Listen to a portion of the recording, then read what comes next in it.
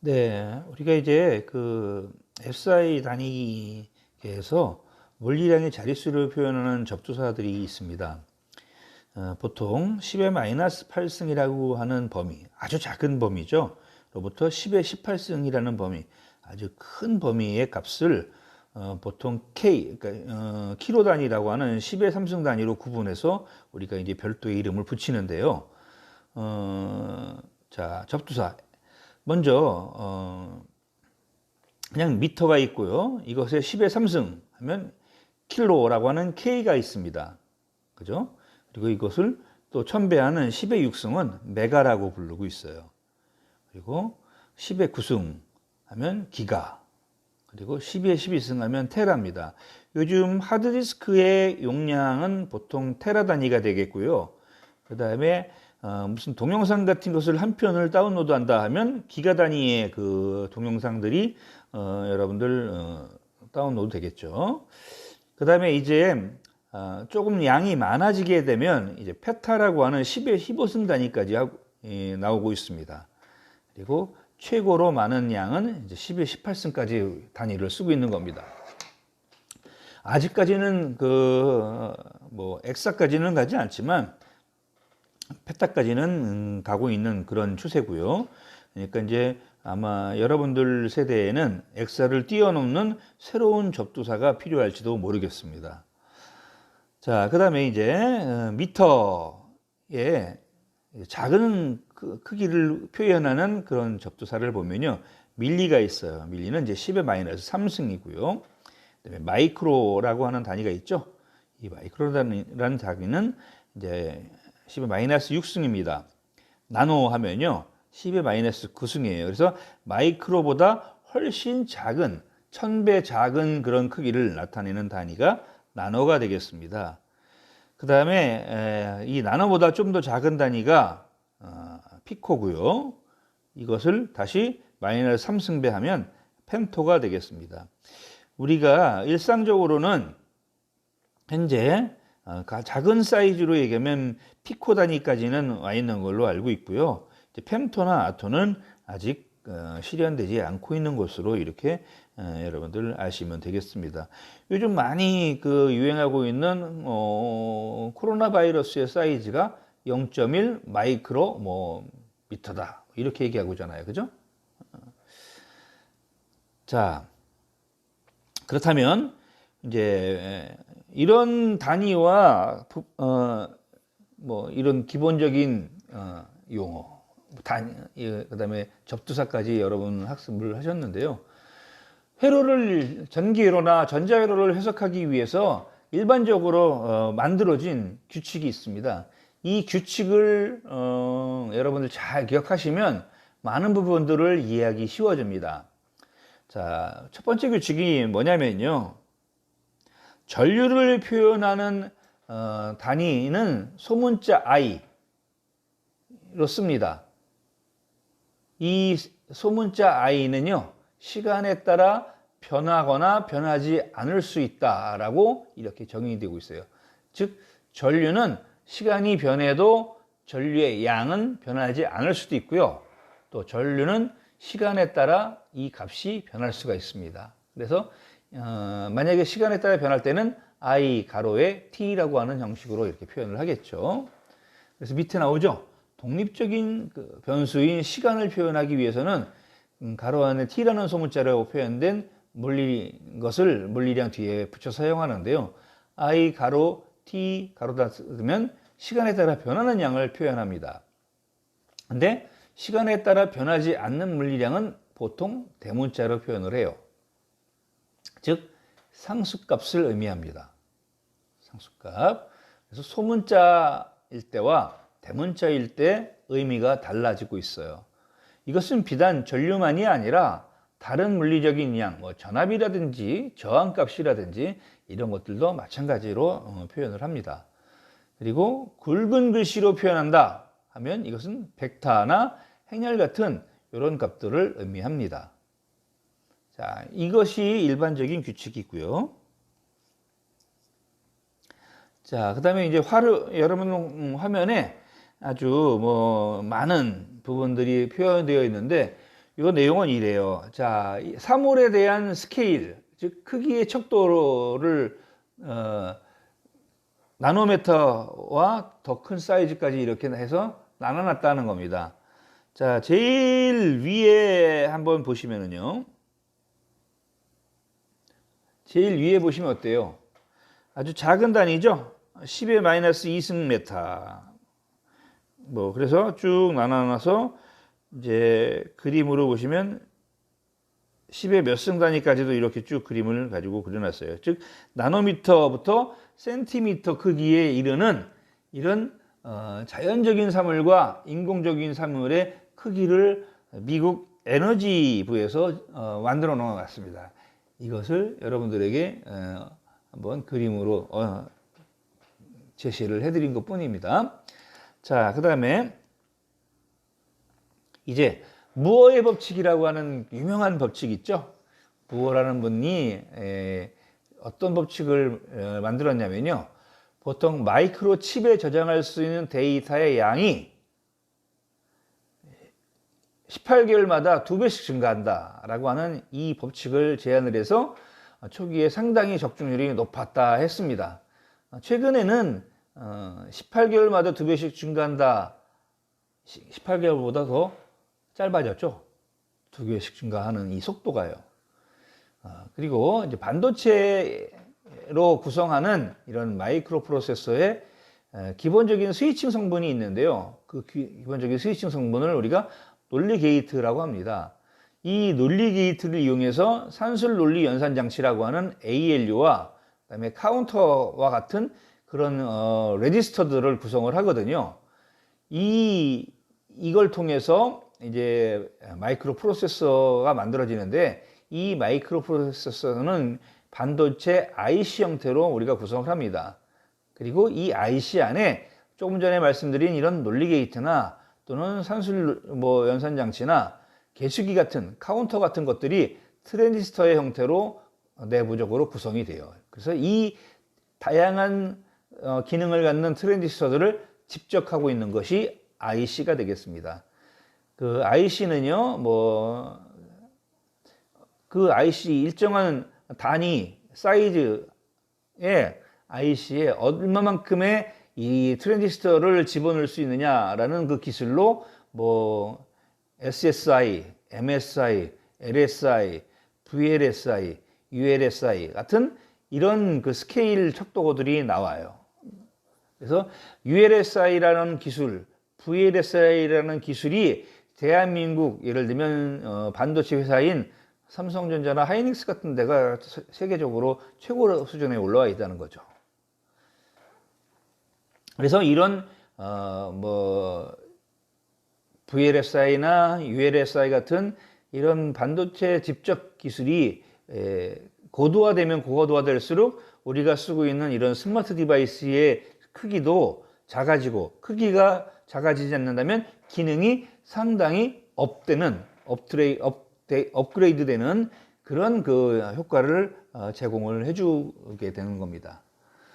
지금 인텔에 있는 CPU를 2010년도까지 이제 발전하는 그 속도를 했는데요. 이때 그 예를 들면 가로축은요 연도가 되겠고요.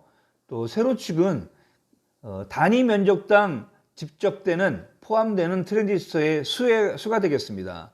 그래서 1970년도에는 예를 들면 약 4,000개 정도의 그 트랜지스터가 칩 하나에 집적되어 있었다면 지금 2010년도에는 얼마만큼의 칩이 집적되는 거냐면요. 약 10억 개 정도. 그러니까 어마어마하게 기술이 발달하고 있는 거죠.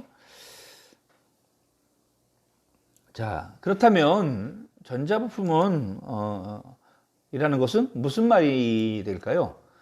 사전에서 전자부품을 찾아보면 여러분들 전자회로를 구성하는 부품이다 이렇게 설명하고 있을 겁니다. 그리고 저항이나 트랜지스터, 또 인덕터는 다른 말로 코일이라고도 불러요. 그래서 여러분들 예를 들면 어떤 게 코일이냐면 요게 코일이에요. 요 빨간 거 있죠? 구리선을 돌돌돌돌 말아놓은 형태가 코일이고요. 이게 다른 말로 인덕터라고 합니다. 그리고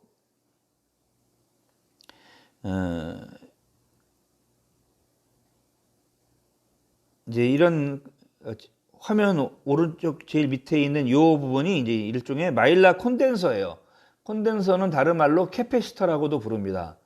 캐패시터. 그래서 이거는 이제 어떤 전기 전압을 모아주는 정전기로서의 를 쓰고요. 이 코일은 유도기로서 씁니다. 전류나 어떤 자기를 유도하는 유도기로 쓰고 있습니다. 그리고 이제 이런 것들은 다이오드라고 하는 것들입니다. 요거는 이제 뭐 일반적인 제너 다이오드가 될 수도 있고요. 지금 이렇게 화면에 보이시는 것은 이제 전자 부품이 되겠죠. 보드가 되겠죠. 보드. 왼쪽 것은 지금 이게 이제 트랜지스터입니다. 정류작용을 하는 트랜지스터고요. 오른쪽에 있는 그 빨간색 보드는 이제 이런 회로 부품을 실장 부착해서 납땜해 가지고 어떤 동작을 일으키게끔 해주는 그런 PCB 보드가 되겠습니다. 자, 전자품은 전기적인 특성을 이용해서 제작을 하고요. 여러분 이 그림에 보이시는 것처럼 왼쪽에 V 써 있는 이 동그란 것은 뭐냐면 이제 전원입니다. 전원. 그래서 이 전원에는 일정한 전압을 갖는 것을 의미합니다. 그러면 이 전원에 의해서 에너지가 공급되죠. 이 에너지는 전류라고 하는 형태로 화살표 방향으로 이렇게 전류가 흘러가요. 즉 전원의 마이너스로부터 플러스 쪽으로 전류가 흘러나갑니다. 흘러나가서 저항을 거쳐서 이 전류의 사이즈가 저항을 거치는 동안 이 저항이 어떤 일을 하게 되겠죠. 그래서 이 저항이 일하는 것을 우리가 전압이 걸린다라고 하는데요. 이 저항에 걸리는 전압은 외부에서 공급되는 이 배터리의 전압하고 같아집니다. 그래서 이제 서로 값이 같아지기 때문에 결국 이 저항에 의해서 이 배터리의 수명이 다해지겠죠. 자, 전자품에는 다양한 종류의 부품들이 있는데요. 가장 기본적으로 많이 사용하는 게 이제 스위치예요. 여러분 뭐 집에 들어가시면 전기 좀 켜봐 하면 어떻게 해야 돼요? 형광등과 연결되어 있는 스위치를 켜주셔야 되잖아요. 그죠? 그래서 이런 스위치는 온, 오프, 켜짐, 꺼짐이라는 이 두 가지 동작을 하는 스위치들이 대부분입니다. 그래서 스위치라고 하면 전기적으로 연결되거나 끊어지는 부품을 말합니다. 그래서 여러분들 화면에 보이시는 이런 것들이 다양한 종류의 스위치가 되겠어요. 어떤 것은 푸시 하면 동작하고 또 다시 눌러줘야지 일어나는 게 있고, 그다음 똑딱 단추처럼 텍트 스위치라고 해서 누르면 한 번 누르면 잠기고 두 번 누르면 켜지고 뭐 이런 동작을 하면서 이제 동작하는 스위치들이 있겠고요. 그다음에 이제 저항기가 있어요. 이 저항기는 전기적 에너지를 열로 발산하는 소자가 되겠습니다. 기본적으로 저항, 레지스터라고 하고요. 그다음에 온도를 측정하는 온도계에서 사용하는 서미스터. 그다음에 CDS라고 하는 빛의 밝기를, 그러니까 전류를 흘러주면 빛의 밝기를 감지하는 제일 요거죠, 요거. 여러분, 발 세 개의 녹색으로 보이는 요 부분이 CDS 소자가 되겠습니다. 자, 그다음에 이제 축전기라고 하는 게 있죠. 이 축전기는 전하를 보관하는 소자입니다. 그래서 뭐 캐패시터 또는 컨덴서라고도 부르고요. 또 우리가 이제 축전기라고 하는 그 말로도 씁니다. 화면 오른쪽에 있는 이 부분이 축전기들이 되겠고요. 자, 그다음에 인덕터가 있어요. 앞에서 코일이라고 말씀을 드렸는데요. 이것은 이제 전기적인 에너지를 가지고 자기력, 자석이 힘이 미치는 효과를 갖도록 해주는 그런 소자가 인덕터가 되겠습니다. 그래서 이런 모터나 전기 모터에 쓰이거나 아니면 스피커 같은 데 사용되는 그런 그 소자가 인덕터가 되겠죠.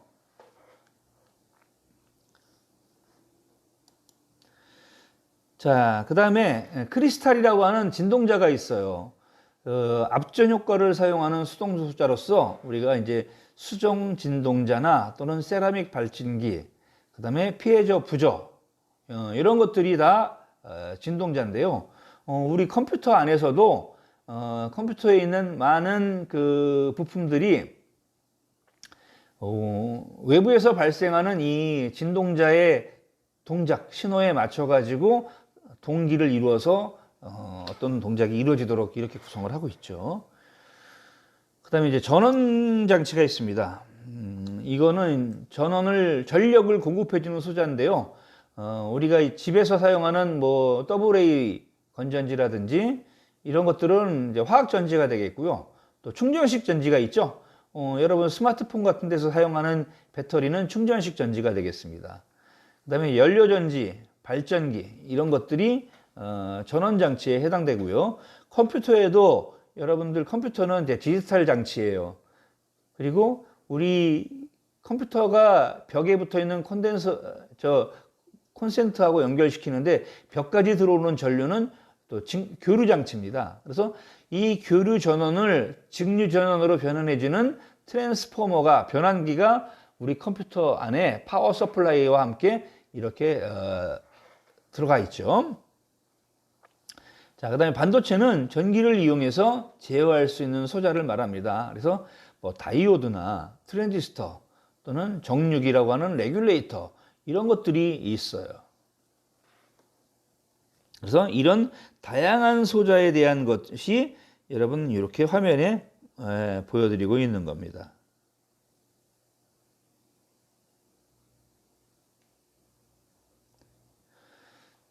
자, 전기는요, 자, 기본적으로, 이 화면을 보시면은요, 보통 지금 아까 얘기한 AA 사이즈의 작은 가는 건전지 2개를 꽂아서,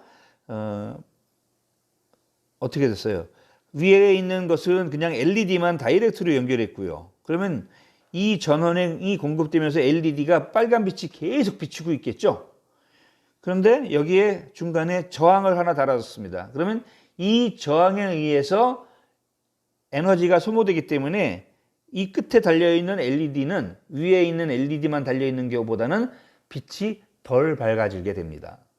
물론 이 저항의 저항 정도가 얼마나 크냐 작으냐에 따라서 빛의 밝기가 달라질 수 있어요.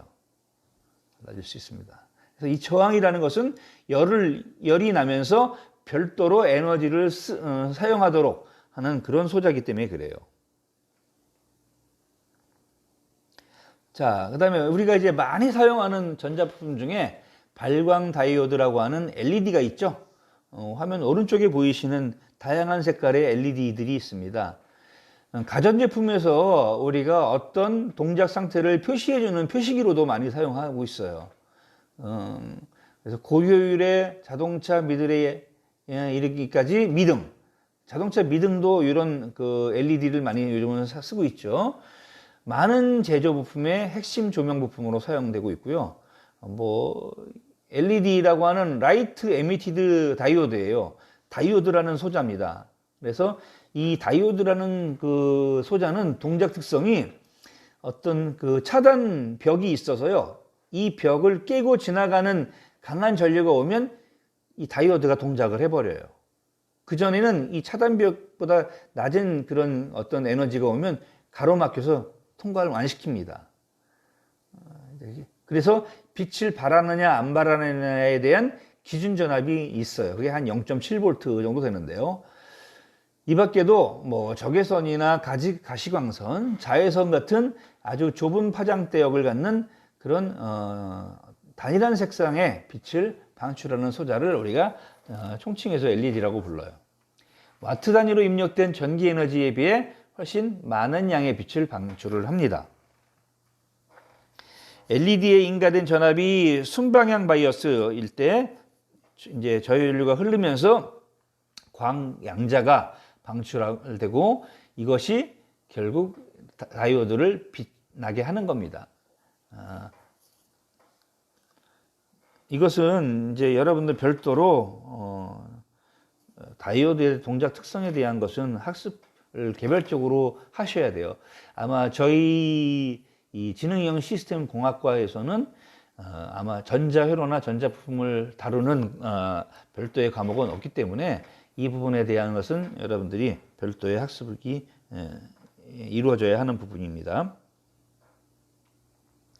자, 그 다음에 이어서 LED에 대해 설명을 해드리면, 자, 전류를 빛으로 변환해주는 부품인데요. LED라는 것은 라이트, 빛을 emitted, 방출하는 그런 다이오드다라고 얘기했죠. 그래서 이 그림의 빨간 다이오드에 보면 다리가 짧은 다리와 다리가 긴 다리가 있습니다. 길기 때문에 서로 밑에 축을 맞추느라고 하나는 접었죠. 그래서 긴 축이 양극이에요. 짧은 쪽이 음극입니다.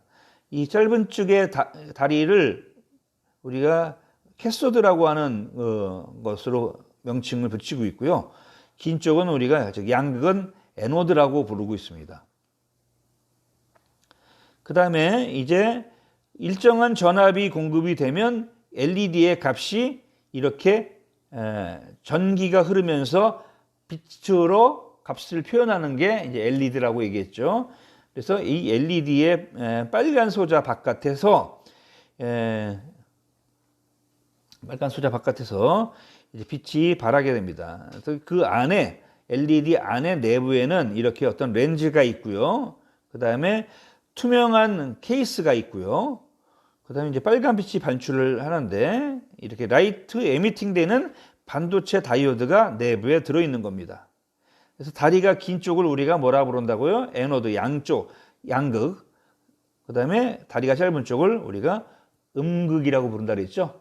그래서 이것들이 금속 리드라고 하는 전류가 흐르는 그런 금속 매체를 가지고 이렇게 구성을 하고 있습니다.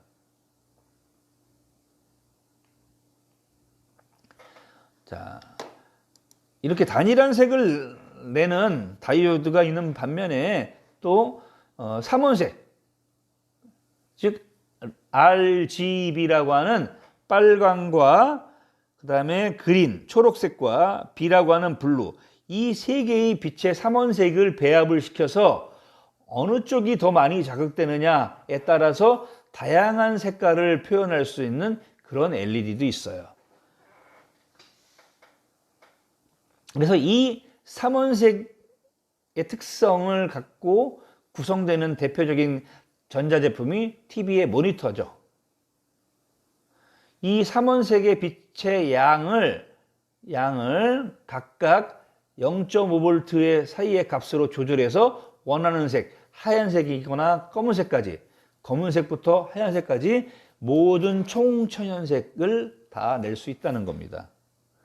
그래서 이런 삼색 LED 같은 경우에는 여러분 여기 보이시는 것 같이 기본적으로 4개의 다리를 갖고 있습니다. 그래서 제일 왼쪽은 R, 그 다음에 왼쪽에서 두 번째는 G, 그 다음에 세 번째는 B라고 하는 이 세 개가 각각 플러스 어떤 전압을 갖고 있고요. 제일 오른쪽에 아무 색깔을 갖지 않는 것은 기준 전압을 공급받는 그런 핀이 되겠어요. 그래서 이렇게 4핀, 4개의 다리를 갖는 그런 삼색 LED도 있습니다. 이게 실제로는 여러분 이렇게 구성이 되어 있는 거예요. 화면에 보이시죠? 그래서 핀이 4개고요. 다른 것들은 핀이 2개지만 그것은 핀이 2개인 것들은 고유한 색깔, 뭐 빨간색이면 빨간색, 녹색이면 녹색, 노란색이면 노란색을 표현할 수 있는 한 가지 색의 그런 LED라면 이것은 여러 가지 다양한 색깔을 다 표현할 수 있는 그런 4핀 LED가 되겠습니다.